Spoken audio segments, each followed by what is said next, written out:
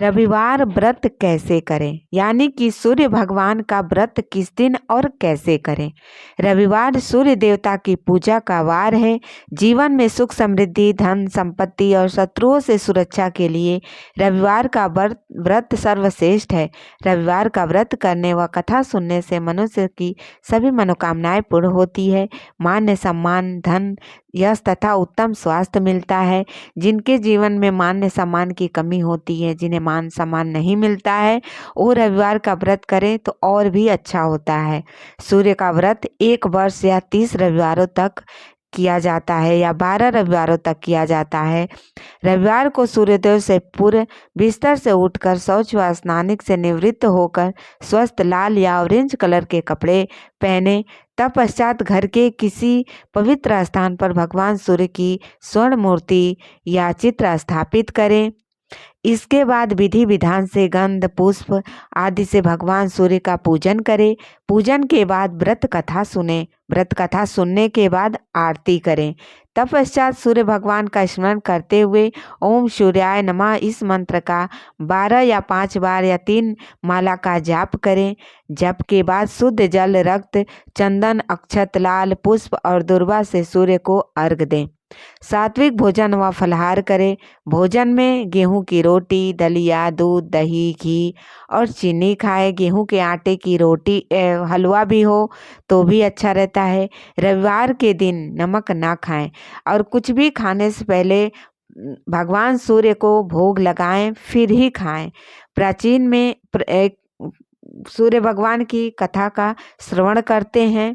प्राचीन काल में एक बुढ़िया रहती थी। वह नियमित रूप से रविवार का व्रत करती। रविवार के दिन सूर्योदय से पहले उठकर बुढ़िया स्नादि से निवृत्त होकर आंगन को घर गोबर से लीपकर स्वस्थ करती। उसके बाद सूर्य भगवान की पूजा करते हुए रविवार व्रत कथा सुनकर सूर्य भगवान का भोग लगाकर दिन में एक समय भोजन करती।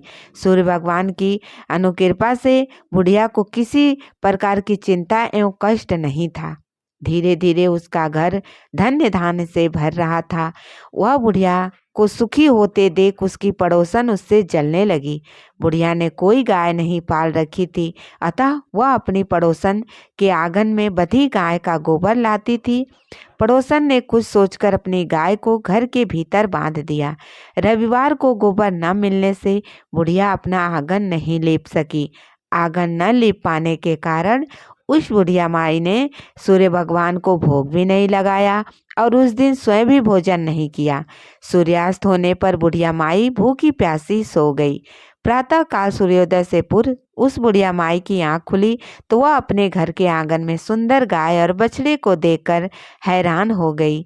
गाय को आंगन में बांधकर उसने जल्दी से उसे चारा लाकर खिलाया। पड़ोसन ने उस बुढ़िया के आंगन में बधी सुंदर गाय और बछड़े को देखा तो उससे और अधिक जलने लगी। तभी गाय ने सोने का गोबर किया। गोबर को देखते ही पड़ोसन की आंखें फट गई। पड़ोसन ने उस बुढ़िया को आसपास न पाकर तुरंत उस गोबर को उठाया और अपने घर ले आई तथा अपनी गाय का गोबर वहां रख आई। सोने के गोबर से पड़ोसन कुछ ही दिनों में धनवान हो गई। गाय प्रतिदिन सूर्योदय से पूर्व सोने का गोबर किया करती थी और बुढ़िया माई के उठने के पहले पड़ोसन उस गोबर को उठा ले जाती थी। कुछ दिनों तक बुढ़िया माई को सोने के गोबर के बारे में कुछ भी पता नहीं चला। बुढ़िया माई पहले की तरह हर रविवार को भगवान सूर्यदेव का व्रत करती रही और कथा सुनती रही। लेकिन सूर्य भगवान को जब पड़ोसन की चालाकी का पता चला तो उन्होंने तेज आंधी चलाई। आंधी का प्रकोप देखकर बुढ़िया माई ने गाय को घर के भीतर बांध दिया। सुबह उठकर बुढ़िया माई ने सोने का गोबर देखा। उसे बहुत आश्चर्य हुआ। उस दिन के बाद बुढ़िया माई गाय को घर के भीतर बांधने लगी। सोने के गोबर से बुढ़िया माई कुछ ही दिन में बहुत धनवान हो गई। उस बुढ़िया माई के धनी होने से पड़ोसन बुरी तरह जल भूलने कर राख होने लगी और उसने अपने पति को समझा बुझाकर उसे नगर के राजा के पास भेज दिया। सुंदर गाय को देखकर राजा बहुत खुश हुआ। सुबह जब राजा ने सोने का गोबर देखा तो उसके आश्चर्य का ठिकाना न रहा। उधर सूर्य भगवान की भूखी प्यासी बुढ़िया माई को इस तरह प्रार्थना करते देख उस पर बहुत करुणा आई उस रात सूर्य भगवान ने राजा को स्वप्न में कहा, राजन, बुढ़िया की गाय और बछड़ा तुरंत लौटा दो, नहीं तो तुम पर विपत्तियों का पहाड़ टूट पड़ेगा, तुम्हारा महल नष्ट हो जाएगा। सूर्य भगवान के स्वप्न से बुरी तरह भयभीत राजा ने प्रातः उठते ही गाय और बछड़ा बुढ़िया माई को लौटा दिया। राजा ने बहुत सा धन देकर बुढ़िया माई से अपनी गलती के लिए क्षमा मांगी। राजा ने पड़ोसन और उसके पति को उनकी इस दुष्टता के लिए दंड दिया।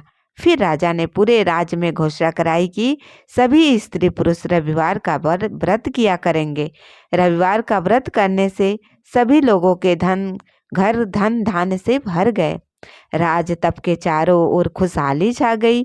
स्त्री पुरुष सुखी जीवन यापन करने लगे तथा सभी लोग के शारीरिक कष्ट भी दूर हो गए। तो ये रही सूर्य भगवान की व्रत कथा।